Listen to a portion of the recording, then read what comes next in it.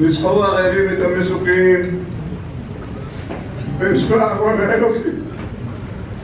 ציון במרד תבכה, והננו גדול ממשה. ספרה רבה לישראל, שר וגדול נפל בישראל.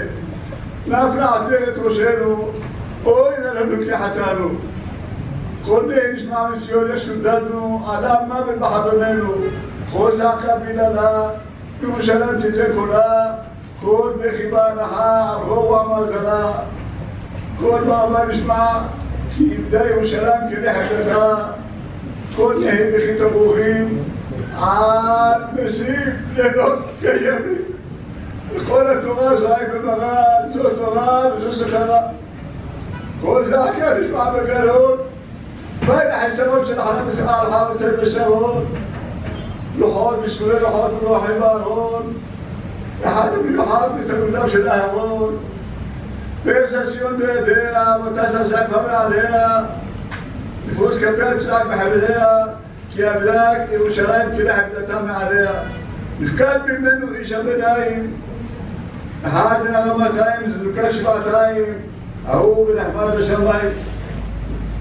טוב ומתאים לבעיות, דורש כתבי אותיות, שרים לדור דעה ומתלמידיו של חכם רבי עזרא, בן פורת יוסף, את השם אלוקים אהבת, יגדל מפלט בירושלים, וקראנו מת כבליים, אוי אריאל אריאל, כי כיפר בייסוריו על גלות ישראל.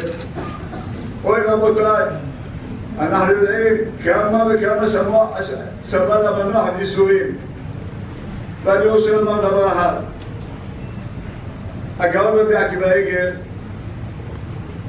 אמר שהספידו אותו שמגיל 15 הוא למד תורה מתוך ייסורים. וואי, אני מכיר את המנוח איגר. מי יצעק אותו סבל כל הזמן ייסורים וייסורים וייסורים, אבל היה עוסק בתורה.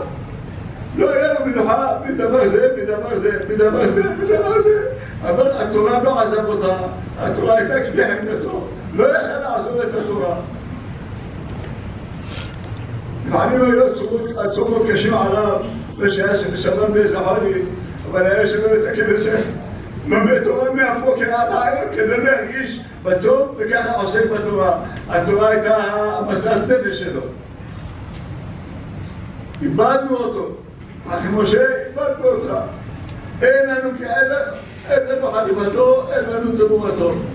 ומה נאמר על מעלת הייסורים באמת שהייתה לו? איזה ייסורים קשים ומרים, בפרט בשנים האחרונות שלו.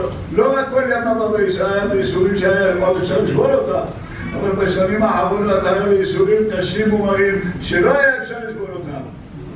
עכשיו כי אתה מנחת חמושק שאתה מגיע לשמיים, בוודאי אתה אומר את הייסורים שקיבלנו כבר, חבל לא נתת לי עוד ייסורים לכפרת עוונות. כמה גדול המעלת הייסורים שבעולם הזה סובלים אותם, ובעולם הבא אומרים, אוי חבל שלא נתנו מאוד. תעמוד בתפילה, אחר משה, לפני המשפחה שלך, לפני הרבני שלך, שכל ימיה תרחה, בעשר מזבחות שלה, כדי לעזור לך בתורה, כדי לחנך ולחם בתורה וליראת שמיים, תעמוד בפני עליה, ועל בניך, ועל בנותיך, ועל נכדיך, ועל נכדותיך, על כל הצאצאים שלך, עמוד בפני לקדוש ברוך הוא, שהקדוש ברוך הוא יאמר לצוותנו די, ומנחה השם אלוקים דמעה מעל כל פנים וחפת עמו יסיר, וכן יהיה רצון ולומר אמן.